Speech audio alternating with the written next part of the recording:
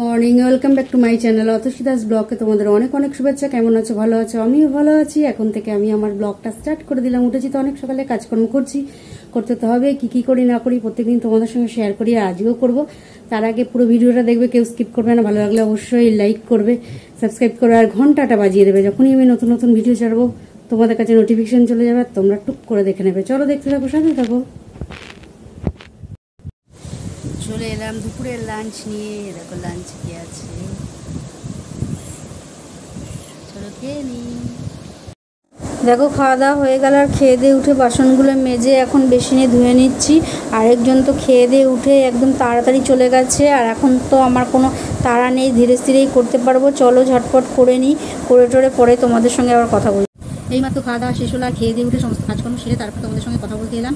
আর আজকে দুপুরে কী খেয়েছি সেটা তোমাদের সঙ্গে যতটা পেয়েছি শেয়ার করেছি, আর কি রান্না করেছি না করেছি সেটা তোমাদের সঙ্গে শেয়ার করতে পারিনি, রান্না করিনি, তার শেয়ার করবো কী করে।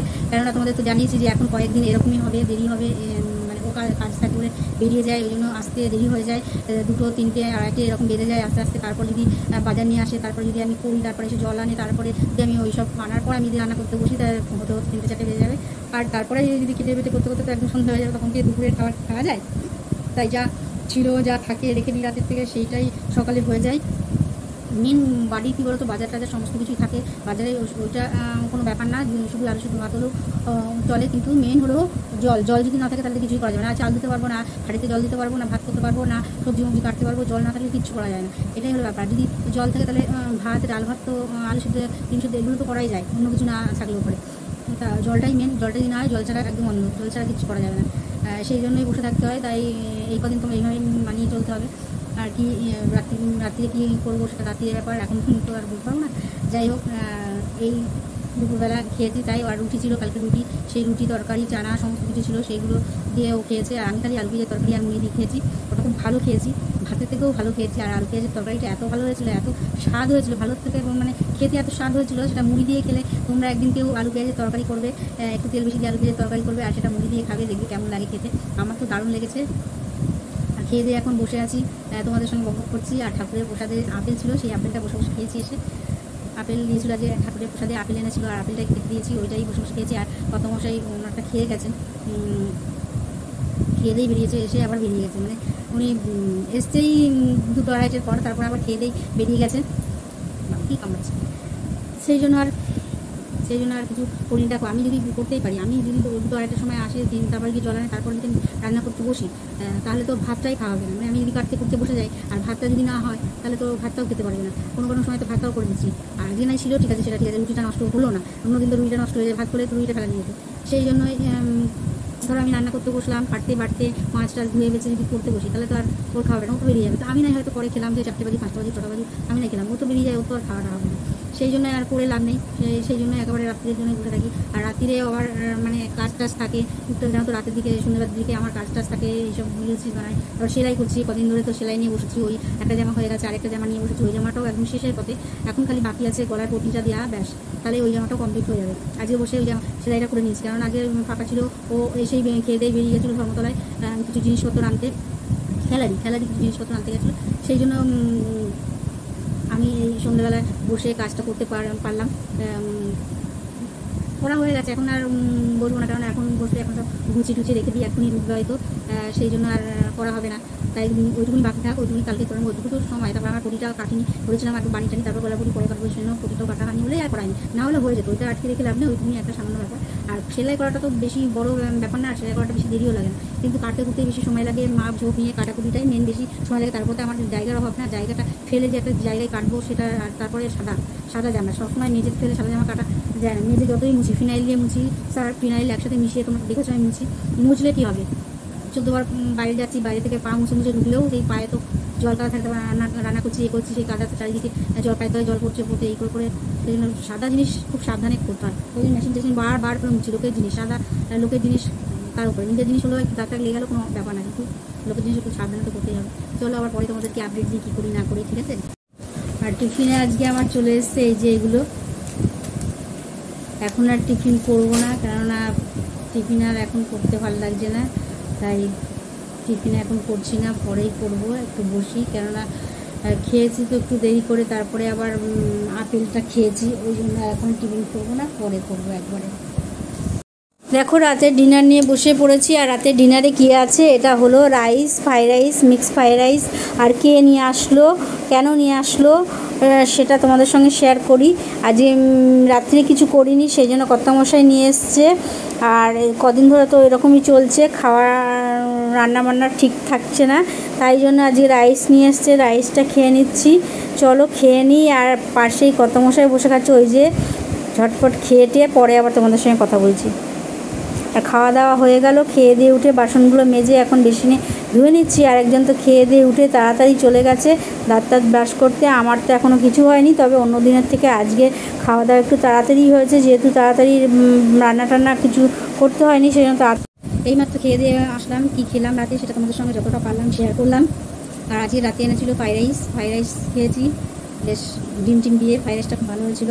আর অল্পই নিয়েছি, অল্প বেশি নিয়ে নিই আমি। আমারটার থেকে আবার ওকে তুলে দিই। আমি একটা প্যাকেট খেতে পারি না মোটের ওপর, সে বিরিয়ানি হোক, ফ্রাইড রাইস হোক, যাই হোক, পুরো প্যাকেটটা আমি খেতে পারি না।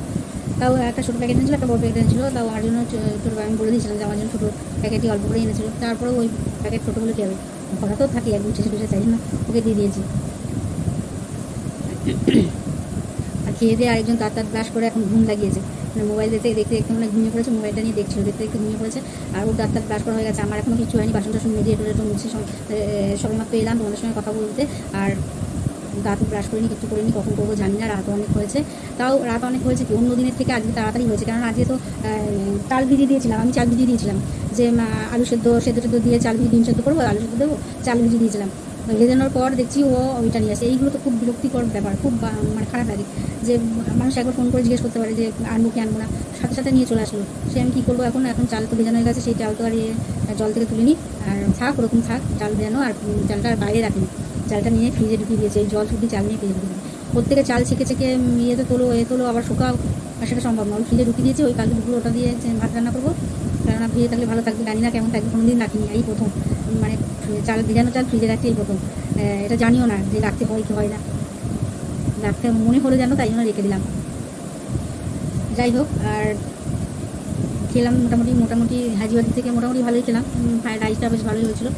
আর উনি তো এখন ঘুম লাগিয়েছেন, কখন উঠবেন, আমি যখন ডাকবো তখন উঠবে। আর আমি যখন দাঁত ব্রাশ করতে যাবো তখন ওকে রেখে দেবো, তাহলে আগে আমি দাঁত ব্রাশ করবো, হাত মুখ ধোবো, বাইরে থেকে গিয়ে এখন হাত মুখ কিছু নিয়ে নিই, খালি বাসন টাসন মেজে এই সমস্ত জায়গাটাকে হাত, মানে এমনি হাত ধুয়েছি, বেশি না ধুয়েছি।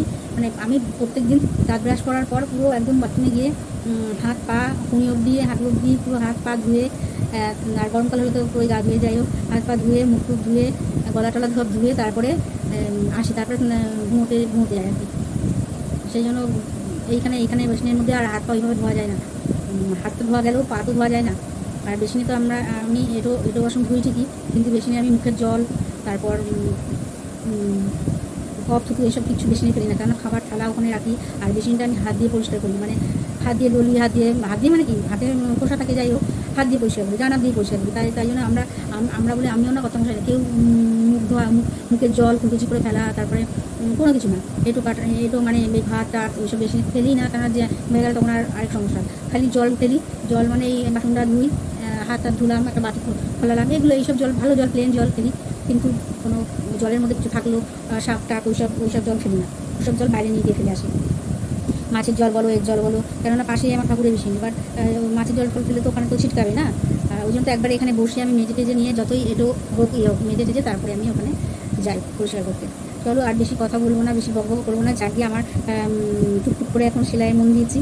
রোজ একটা করে যদি বানাতে থাকি তো অনেক কটা হয়ে যাবে, কিন্তু একটা করে রোজ বানাতে থাকলে অনেক কটা হয়ে যাবে ঠিকই, একদিনে তো হয়ে যায়, কিন্তু কাটতেই আমার টাইমটা লাগে, কেন কাটতে গেলে একটু জায়গা লাগে, বোর্ড পেতে কাটতে হয়, বিছানার উপর তো আর ফেলে কাটা যায় না, তার উপর বোর্ডটা রেখে কাটতে হয়।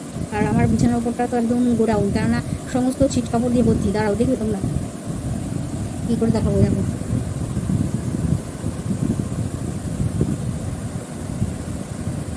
দেখতে পেয়েছো না, জানি না, কতটা দেখতে পেয়েছো বলতে পারছি না, যতটা দেখানোর চেষ্টা করলাম তোমরা দেখতে পারলে কিনা জানি না। যাই হোক চলো আর বেশি বক করবো না। আর রাত অনেক হয়েছে, অন্য দিনের থেকে অনেক তাড়াতাড়ি হয়েছে, কারণ অন্য দিন রান্না করতে হয়, ভাত বাড়তে হয়, করতে হয়। আর অন্য দিনের থেকে আজ তাড়াতাড়ি পুজো সারায়ণ টান দেওয়া হয়ে গেছে, তাড়াতাড়ি হয়ে গেছে, আর তাড়াতাড়ি খাওয়া দাওয়া হয়ে গেলো। চলো আর বেশি বক করবো না, আজকের মতন ব্লগটা এখানে শেষ করি। তোমাদের সঙ্গে তেমনভাবে কয়েকদিন ধরে কথা বলতে পারছি না, যেহেতু সেলাইটা নিয়ে বসছি বলে, তাই জন্য বিকেল সন্ধ্যাবেলাটা তোমাদের সঙ্গে কথা বলা হচ্ছে না। চলো তো তাও একটু সুযোগ পেয়েছি, ফাঁকতালে যেটা করছি তাও তোমাদেরকে দেখানোর চেষ্টা করছি।